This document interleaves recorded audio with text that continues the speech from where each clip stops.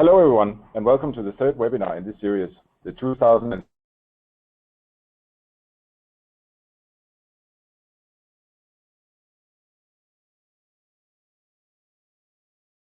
with my colleagues Lloyd Coynt and Dae-Yong Kwang and Markus Pfeiffer-Pintela. We have a strong attendance today, participants from all four corners. So happy for so strong attendance, so thank you very much for joining us. Quite a few of you have attended the first webinar on fundamentals on energy statistics and the second on refinery balances. This third webinar is on electricity and renewables. Like the previous times, there will be a presentation. You're welcome to ask questions on the chat during the presentation. You will see in the side panel of your screen a chat option. Please feel free to type any questions in this section and we will endeavor to answer all your queries in the allocated time. Specific questions will be answered one-on-one on the chat, whereas questions of more general character will be dealt with by the presenters. This webinar will be recorded and made available afterwards for consultation. Any other queries linked to this webinar, please email us. The email address is available on the webpage. Today, Lloyd and Dae-Yong will be taking you through some of the essential elements of electricity and renewable statistics. Markus will be answering questions in the chat. Without much further ado, I will give the word to Lloyd. Hi everyone, my name is Lloyd Coynt and I'm responsible for electricity data for OECD countries at the IEA. And today I'm going to be starting the presentation with an overview of the electricity trend in the world from 1973 to 2013. And I will introduce you quickly to the structure of electricity and heat statistics. So I will start with a very global overview of what happened in the world of electricity data over the last 40 years. So first of all, these two pie charts that you see here, they show you how the electricity demand by sector has changed between 1973 and 2013. The 2014 figures will be released in August in electronic version and as a book publication in September normally. So what can we see, firstly on these two pie charts? Firstly, in terms of total amount, we see that the global electricity consumption has increased almost fourfold between 1973 and 2013, from 5,000 terawatt-hours per year to almost 20,000 terawatt-hours. The second thing that we can note is that industry, which used to be the main user of electricity, with 54% in 1973, is now still the main one, but the sum of commercial and public services and residential accounts now for more than 50% of the total demand. Several factors can explain that. One of them are structural changes, so less industry in the global economy of countries. Second factor that can explain it is improvement in efficiency in energy-intensive manufacturing and processing industries. So basically producing the same amount with less energy, less electricity in that case. As a consequence, there was a relatively low growth rate since 1973 for industry sector, while it has really increased strongly in residential and commercial and public services. So the main message that comes from this graph is that we need a lot of electricity. But how do we produce this electricity? The two pie charts that I'm showing now are showing you the generation of electricity by fuel between 1973 and 2013 again. You can see here as well that the generation has increased 4 times, very logically, because you need to fit with the demand. But if you look closely, you will notice that these figures are quite bigger than the figures I was showing you in terms of demand. Two things to take into account to explain the difference. First thing is that between the generation and the demand, there are some losses that occur, and in some countries they can reach up to 10%. And also there's a certain amount of electricity which is used in the energy sector. But what can we see from this graph exactly? So first of all, there's a total amount that increased, like I just said, but also the share has quite dramatically changed.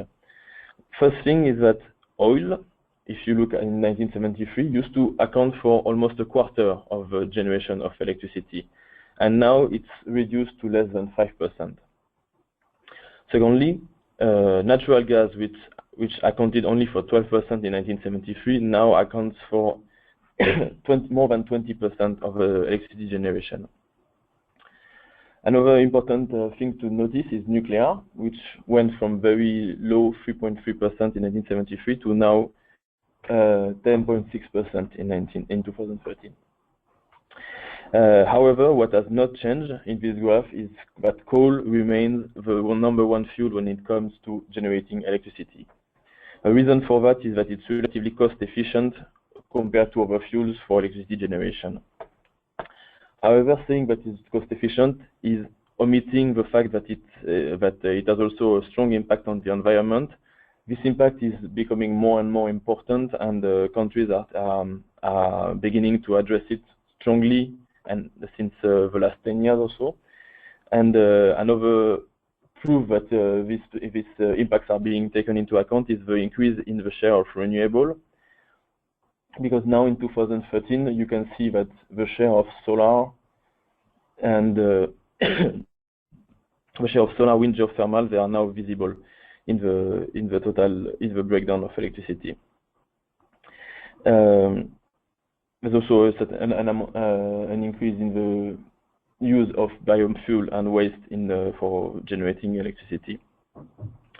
Hydro generation, you can see that this share has declined, even though in total amount it has increased. The reason is that a lot of many sites were already used, and not so many remaining sites can be developed nowadays. Now that I've shown you what's happening with electricity, I will show you very quickly a brief introduction of how we show electricity statistics and heat statistics as well. It will be really an introduction, and I won't go into details because there will be other webinars for you to know more about the conversion of fuels into electricity. So I will show you how we organize electricity statistics in terms of supply and consumption data. So on the left here, you can see the various sources of primary energy that are used to produce electricity and heat. They include combustible fuel, non-combustible renewable, nuclear, and even some categories such as heat from chemical processes, which can be used to generate electricity. There's also a category which is called other, and which includes all the categories that are not listed above, such as, for example, fuel from electricity from fuel cells. From these sources, we collect several things. We collect the gross production, so it's the electricity or heat available at the output of a generator. We collect the net production. The difference between the two is the own use of the plant. For example, if we have an electricity plant, it's possible that it will use part of the gross electricity generated for the lighting of its own facility. It's also important that we monitor the use of electricity for other applications such as heat pumps, electric boilers, so basically it's the conversion of electricity into heat, and also the use of electricity for pumping storage. So we see a certain amount of water pumped up a dam, and it's consuming electricity, and then we recover part of this electricity when we run the water through the dam again.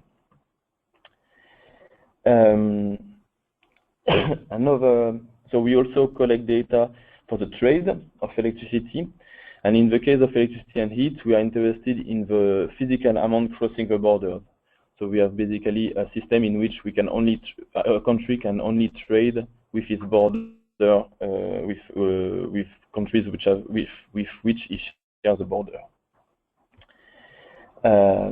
We collect data on the transmission and distribution losses. It's because the generation often does not occur at the same place as the consumption. So there are a certain amount of electricity or heat which is lost in the transfer. And finally, from that, you can obtain the consumption. This consumption we separate it in the different sectors in which it occurs. So the sector can be the energy sector, as well as transport sector, the industry, residential, commerce and services, agriculture, and so on. And that's how we So you have on the left side everything that we include in the supply part, and on the right side the consumption. Now I won't go any further on electricity, and we will only focus from now on renewables, and I will let my colleague De Jong to take over from me from here. Thank you. If you have any question that requires answering now, no? Are we okay? No? Questions? No, it's okay. Or we continue. Well, there's a question. So the question is that where is wind energy included? So could you in the graph of production? Yeah. It is the category over. Unfortunately, this is not because it would be too small to show separately. So we have a full like an aggregation of wind, solar, geothermal electricity as well, and other sources such as fuel cell. And another one is there's a question.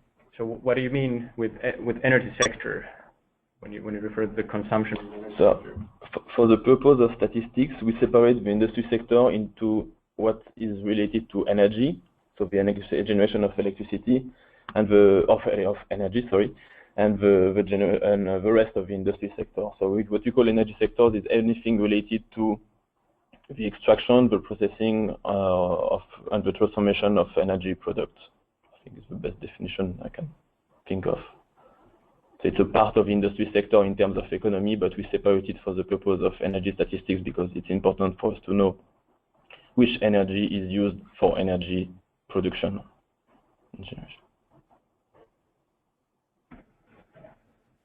Yes? Okay. Then I will come back to... Okay, my name is Tae-Yong Kwon, and I'm glad to give you the presentation, although I cannot see you. But okay, firstly, I would like to summarize the position that the renewable energy plays in the global context. Before we start, I will give you one quiz. Which renewable energy do you think takes the largest portion in total primary energy supply? Actually, the total primary energy supply literally means that the energy, how much energy is supplied to consume. I think it's primary. So basically, this is made up of indigenous production plus import minus export minus international marine bunkers and aviation bunkers plus minus stock changes. But I think it's too deep. So yeah, please choose one of them. Okay, I think we got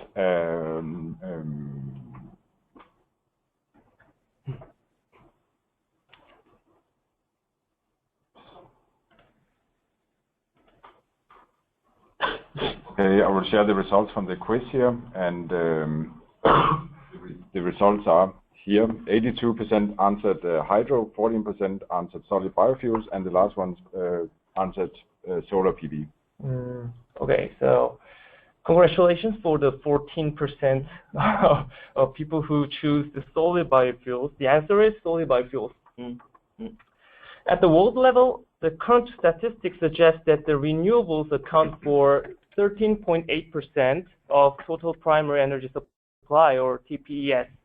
And almost of this is made up of solid biofuels, which is usually used to generate heat to use directly, not to produce electricity.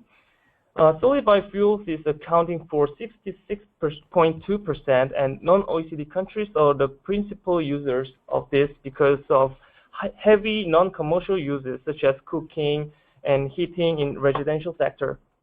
And second major source of renewable energy is hydroelectricity, which forms 17.7%. Now, I will give you the second quiz. Like I mentioned, in TPES, the solid biofuels have the largest portion. Then what about electricity production? Yep, and it should be there now.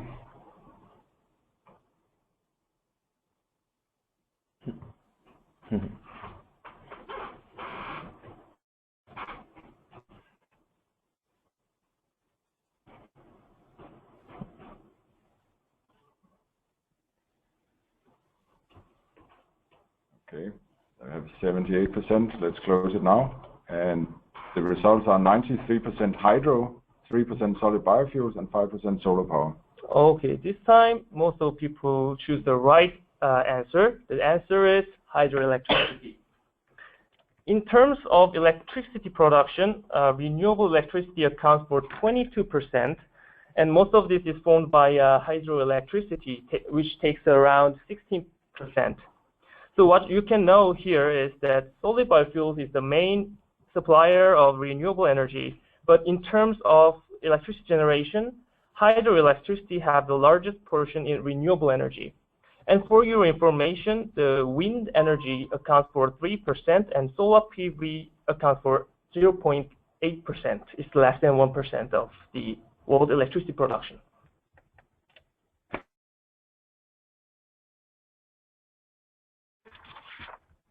Renewables and waste can be classified into three groups. The first one is renewable energy, which have a primary energy form of only electricity. This includes hydro, wind, and ocean energy, and solar PV. And the second one is renewable energy, which can produce both heat and electricity, which have a primary energy form of heat. This is composed of geothermal and solar thermal. The last one is combustible fuels, which can be stocked or traded. Let's look at each one of these types. The first, the non-combustible renewable energy sources, which have a primary energy form of electricity. There is no trade and no stock changes. The amount of energy produced is defined as the only amount of electricity generated, because the first practical point of measurement is after electricity production.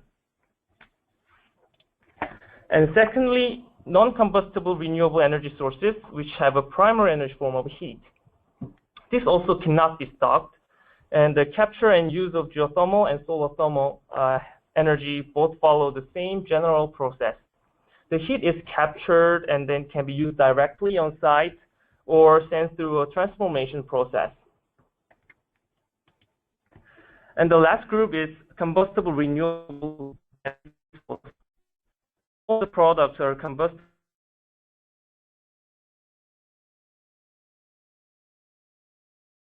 Will be either as a transformed to secondary product like electricity or heat, or as a blended to the other sectors, other sources, and or used directly in an end-use application. So far, we are talking about the classification of renewable energy. It sounds clear enough to collect the data as per this classification, doesn't it? But in fact, there are some issues related to the data quality, and we always face the challenges. In this part, we'll talking about the data managing. We do a number of consistency checks to ensure the data is correct. Mathematically, we do simple checks to make sure that there are no error of summations. And as we have 5 questionnaires of fuels, we check inconsistency between the questionnaires and tables. For example, the electricity production from hydro reported in renewable questionnaire should match with the figure reported in electricity questionnaire. And statistically, we check the size of statistical difference, and if it is too big, it should be commented or queried back to the countries. And physically, we check whether the figures are in expected ranges and if they are consistent over time. For example, utilization rates means production over maximum production based on capacity. So it should not over 100%. Although we check the data, there are some fundamental problems of renewable data collection. First issue is the boundaries and definitions of the renewables product considered. Regarding the biofuels, actually these are made from other sources. For example, the biogases from landfill. But we assume that biogas is the primary product because if we don't, it can lead to exponential amount of work in data collecting. So we exclude it. And some technologies such as passive heating in buildings can have major effect on consumption. However, their precise impact is impossible to measure, and therefore we don't collect it either. And there are some kind of this direct use of the renewable energy, and this application can be found from the naturally occurring phenomena like a hot spa. In this case, the question is whether it should be reported and under which conditions. And the scattered production and consumption also make the task difficult. Some renewables and waste energy flows are linked to an energy distribution system, and such distribution systems tend to provide reliable measurement points. Difficulties arise when there is no specific point to measure the energy flows.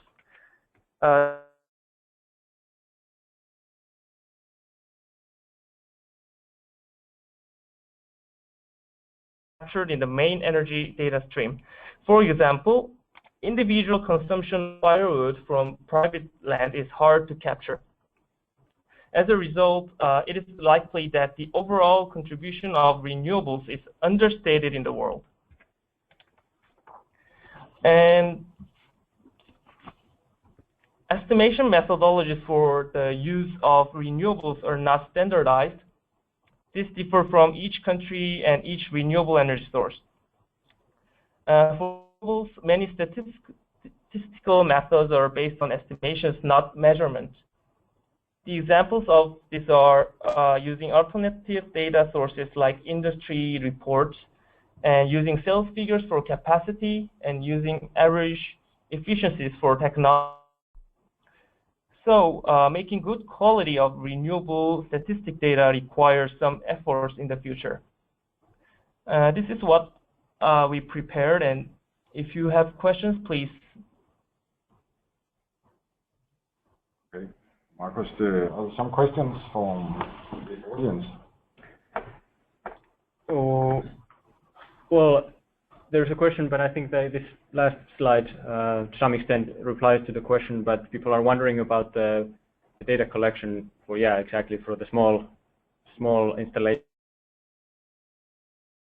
Give an overview, let's say, based on the OECD data. Are they able to provide the level of detail from these remote or rural, say, auto producers? Well, maybe I can take on this one. So regarding the collection of data for remote areas, for example, solar PV systems that are isolated, not connected to the grid, it is indeed a major difficulty for statisticians in countries to collect this data. It's something that in the international questionnaires that are sent, it's something that we ask for. It's data that we recommend to collect. However, we know that the data is often very difficult to get, and we know that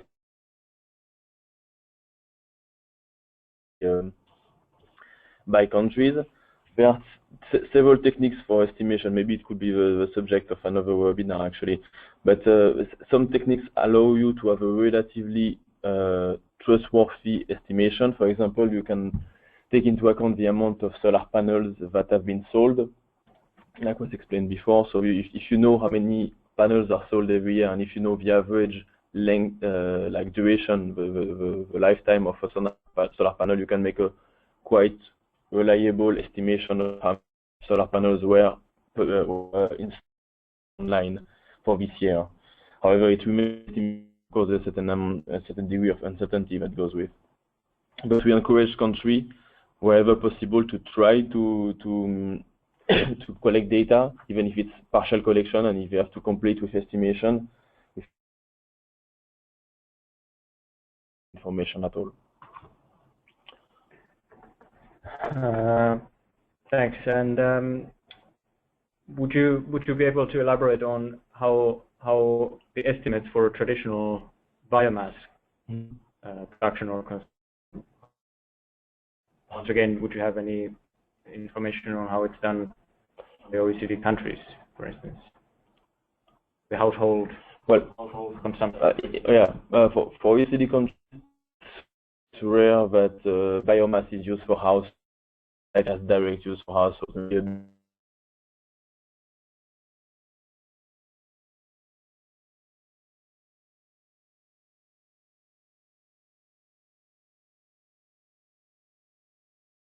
are annual, biannual, or even less frequent, and in which they ask a certain sample of households to provide like a figure wood, for example, for burning.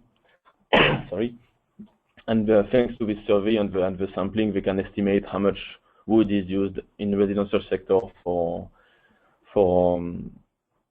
heating, for example. It's probably the most commonly used technique is having a survey.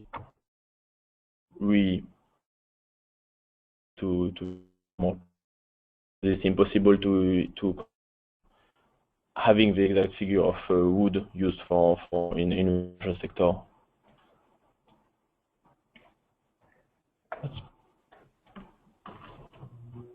There's one question here from let me just see if I find it here. A question on if you have any experience from the countries that you know of that are using geographic information, solar PV and solar water heaters. I heard of it. Yeah, that they are using imagery from satellite or even from like photos to estimate how many solar panels are like installed and producing. I heard about it. I don't know to which extent and in which country it will be. To require a bit of investigating, but I know it exists, and I think Netherlands was doing that, and they were as well estimating their like the thermal imaging in order to estimate the amount of heat used. Thank you.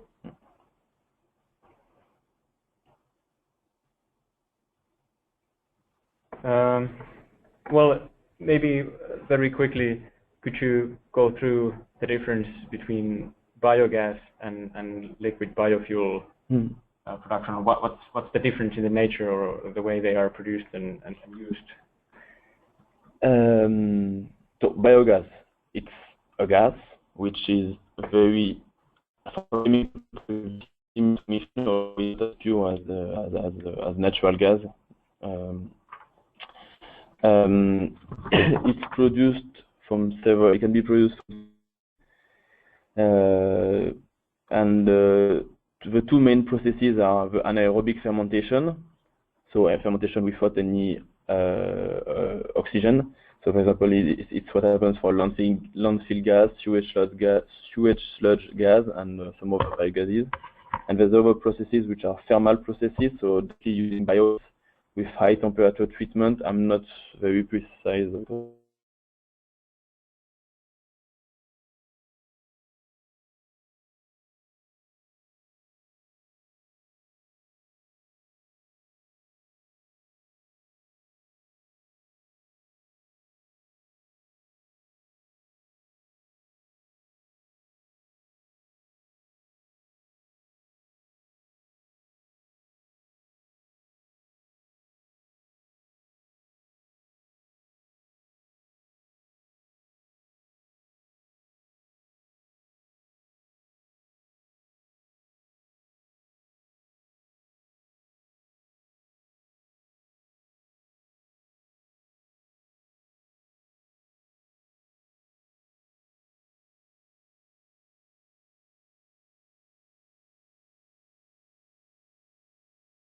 That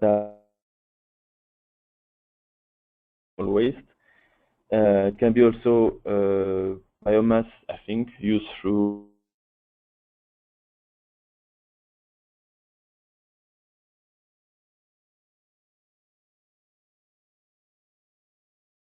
allows you to obtain like a substitute to a certain share to diesel.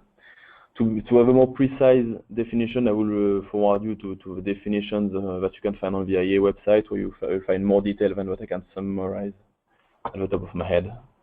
No, thanks a lot. I'm sure that was helpful. You mentioned something about checking the data earlier. So there's a colleague asking, could you maybe elaborate a bit more on the physical check? Data checking. You can come back to this slide. We can go to the slide. So what we call physical check is maybe a little improper term, but what we mean by that is like checks that are a bit beyond only statistics. It's really checks that require some kinds of understanding of a technical processes, for example, and also the chemistry and so on. For example, when we check calorific value, in the electricity questionnaire, we collect input of fuels to electricity plant, in terms of mass and in terms of energy content. If you divide the energy content by the mass that is inputted to a plant, you will obtain a calculated calorific value, which you can compare to what you will estimate, for example, for this product. For example, if you have a certain amount of coal that goes to a plant, and you see the ton, that is the amount of ton reported and the energy reported, and you can estimate, given the type of coal, in which range you are expecting the calorific value to be. Regarding efficiencies, it's simply the ratio between the output and the input to a plant. For example, if I take again this example of a coal plant, it's the amount of energy in terms of coal that you put in, and so you measure the amount of electricity and or heat that goes out of the plant and the amount of coal that you put inside. And from that, you will obtain a ratio between 0 and 1, and this you can compare it to what you will expect for a plant of this technology with this type of fuel, with other, like some other parameters can be involved, such as the region, and so on. And we try to compare that to what is being submitted to us, and that's how we verify the data. Utilization rate, it's also an interesting element to take into account. It's the ratio between what a plant has actually produced and what the plant could have produced if it had been running at 100% of its capacity all year long. That means you take the capacity, the max capacity that we ask country to report, you multiply it by 365 times 24 hours per day, and you obtain what the plant could theoretically produce in megawatt hour in a year, working 100% load all the time. It's of course a very imaginative figure, because the plant, first of all, because of technical reasons, cannot run all the time at 100%. Also, the grid might not be available to absorb this amount of electricity generated. However, for the purpose of verification, we have this figure, which is a very big figure, and we compare it to what was actually reported, and we're expecting, depending on the technology, and a certain a ratio that will be very different depending on from one technology to the other. But we have ideas, and if we see particular changes, we will come back to countries and ask for clarification. So these are the main physical checks that I will cite here. There are also other applications such as chemical transformation, for example, coal to coal products, and in the production of charcoal from biomass and so on. So these are other examples. Maybe we can take. There's one more that might be helpful for many. The difference between gross and net electricity generation. If you could go through. Maybe you can go back to. Yeah. So as we show here, the gross in the case of electricity, maybe it would be worth having another webinar just about that. The gross production is basically the electricity that you obtain at the exit of a generator. For example, once again, I will come back to my coal generator. You have you burn, you have the heat that is being produced, used to run the generator, and you obtain a certain amount of electricity. This electricity that is generated at this point might be used in other parts of the plant, for example, for running the conveyor belt that will bring the coal to a furnace. Also, it can be used for the lighting, for other checking, over running all the machinery associated with generation. So this is what we call the own use. All of this electricity used on site by the plant for its generation. And the difference, if you subtract this own use to the gross production, you have the net production, which is the electricity that is available at the outside of the plant for the grid, basically. It's just at the connection to the grid, and it's for people to use. So that's, and it's similar with heat to a certain extent. Would be worth another presentation for the case of heat. Okay, I think we can, Okay. we can wrap it up. Yes, let's finish here. I would like to thank Loic and DY for this presentation. Thank you very much. And thank you, Marcus, for answering all the questions in the chat. Again, if you have more specific things, please use the email that's available on the website. And also, thank you very much to you for participating. And let me remind you that the last webinar in this series takes place next Wednesday at 3 o'clock. Roberto Cordelli will give you the icing on the cake with a presentation on LNG balances, where you will get the full overview of the energy. So thank you very much, and bye-bye. Thank you. Thank you very Goodbye. much.